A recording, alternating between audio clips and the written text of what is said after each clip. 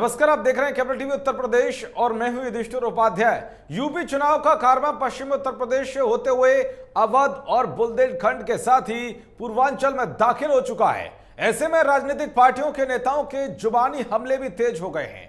किन मुद्दों पर किसको घेरना है, लगातार नई नई रणनीतियां बनाई जा रही हैं। खासकर बीजेपी आखिरी चरण के चुनाव में विपक्ष को आतंकवाद और परिवारवाद के मुद्दे के साथ ही हिंदुत्व के मुद्दे पर घेर रही है।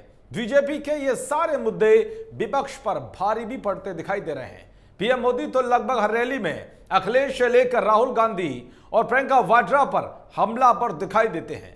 इसी बीच पीएम मोदी अमेठी पहुंचे थे। वहां पर उन्होंने जनसभा को संबोधित कर जनता से चुनाव में बीजेपी को वोट देने की अपील की। तो वहीं पीएम मोदी के साथ जनसभा के मंच पर मौजूद केंद्रीय मंत्री और अमेठी से सांसद स्मृति ईरानी भी मौजूद थी।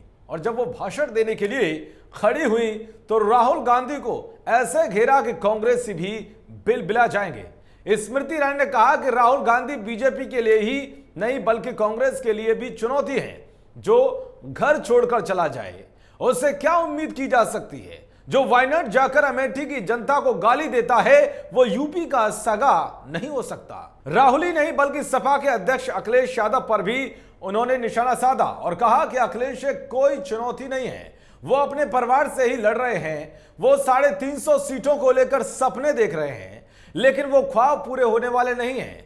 दरअसल यूपी में 4 चरणों का मतदान बीत जाने के बाद अब कांग्रेस नेता राहुल गांधी की भी एंट्री होने जा रही है।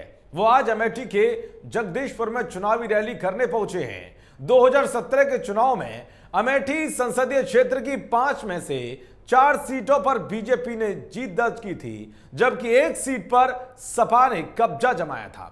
दशकों तक गांधी परिवार का सबसे मजबूत गढ़ रहे अमेठी में इस बार का चुनाव बीजेपी और कांग्रेस दोनों के लिए चुनौतीपूर्ण माना जा रहा है। राहुल गांधी ने इस बार यूपी चुनाव से अभी तक दूरी बनाए रखी थी, जबकि इस दौरान वो पंजाब, उत्तराखंड, गोवा और मणिपुर में लगातार रैलियां करते रहे। उनकी पहली रैली अमेठी में होने जा रही है, जहां से वो सांसद हुआ करते थे।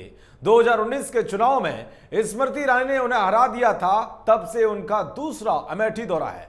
खैर कुछ भी हो, मगर जिस तरह से राहुल गांधी को स्मृति ईरानी ने चुनाव में हराने का काम किया है, उसके बाद से तो कांग्रेस की यूपी के अंदर स्थिति बहुत खस्ता हो गई है। देखते रहिए कैपिटल टीवी उत्तर प्रदेश। नमस्कार।